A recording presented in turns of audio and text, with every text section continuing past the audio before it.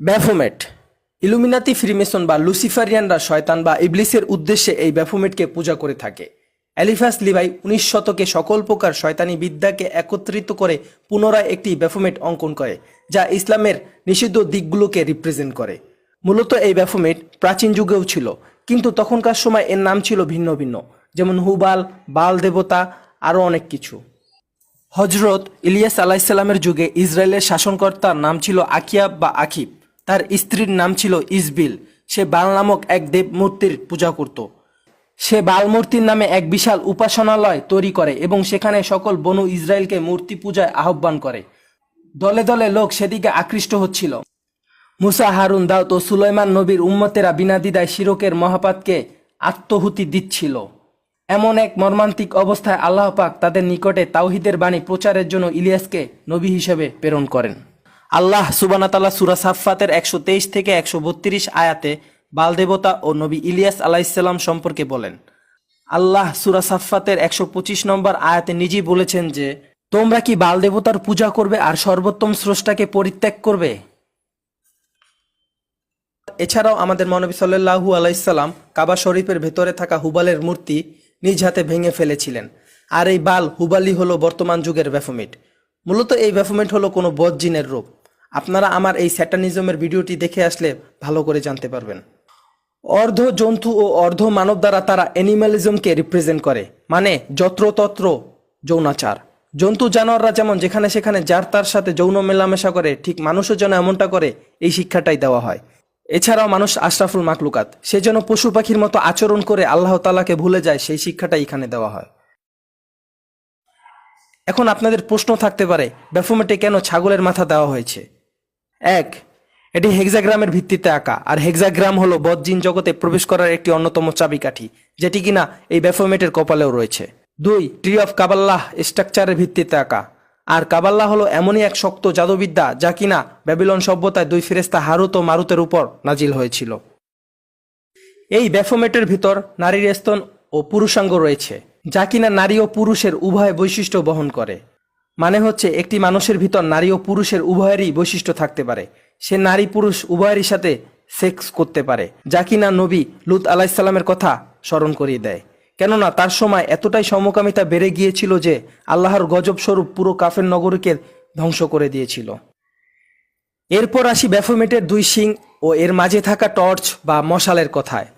এই টর্চটিকে তারা শয়তানের শিক্ষার উৎস এবং এটি যে উজ্জ্বল সেটি বোঝাতে ব্যবহার করে থাকে। এছাড়াও নমরুদকে রিপ্রেজেন্ট করার জন্য এটি ব্যবহার করা হয়ে থাকে, কেননা নমরুদ নিজেকে সূর্যের দেবতা বা রা দেবতা বলে আখ্যায়িত করেছিল।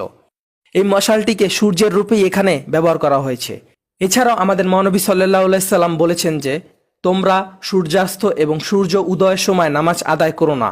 এই সময়ে নামাজ পড়া হারাম, কারণ এই সময়ে শয়তান দাঁড়িয়ে থাকে এবং শয়তানের দুই শিংয়ের মাঝখান দিয়ে সূর্য উদিত হয় এবং অস্ত যায়। আর এই কারণেই ব্যাফোমেটের দুই শিংয়ের মাঝখানে সূর্যের আলো বা মশাল ব্যবহার করা হয়। আমাদের ইব্রাহিম ভাইয়ের এই ভিডিওটি দেখলে আপনারা সবাই ভালোভাবে বুঝতে পারবেন। তারপর ব্যাফোমেটের পেছনে কালো ডানা দেখা যাচ্ছে। আমাদের মহানবী সাল্লাল্লাহু আলাইহি সাল্লাম 3 ধরনের জিনের কথা বলেছেন, যার মধ্যে একটি হলো ডানা বিশিষ্ট জিন।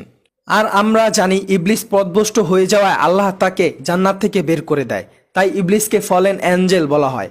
আর পথভ্রষ্ট বা খারাপ জিন বোঝাতে কালো পাখা ব্যবহার করা হয়।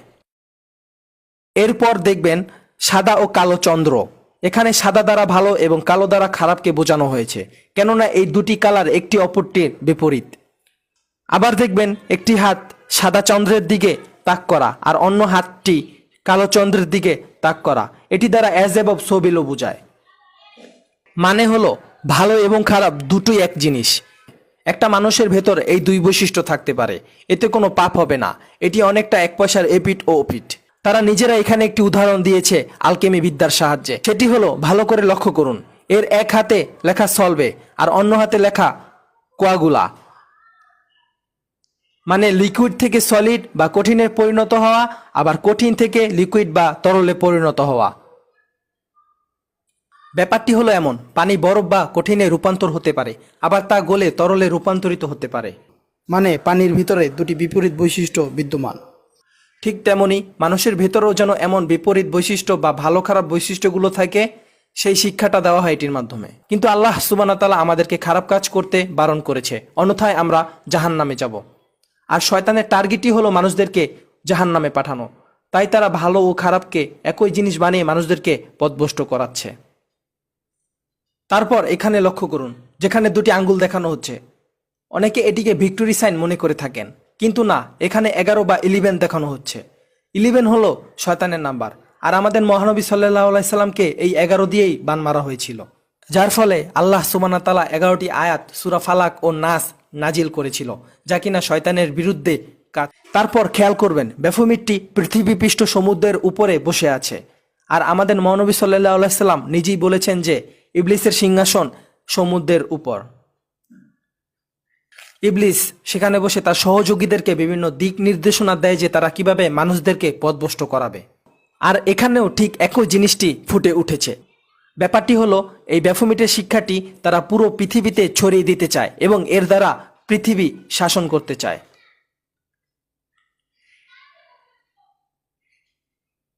এই জন্যই পৃথিবীর উপর ব্যাফোমিটটিকে রাখা হয়েছে।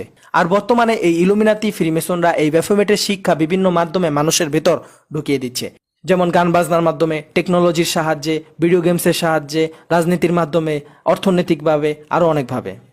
তো ভিউয়ার্স, লক্ষ্য করুন, এখানে দুটি সাদা কালো সাপ ব্যাফোমিটের পুরুষাঙ্গকে চুম্বন করে রয়েছে, এবং জাহাজের হুইল, মাছের আইস, এই নিয়ে পার্ট 2 ভিডিওতে পেয়ে যাবেন। কেননা এখানে কিছু বায়োলজিক্যাল ব্যাখ্যা রয়েছে যা কিনা ডিএনএর সাথে সামঞ্জস্য।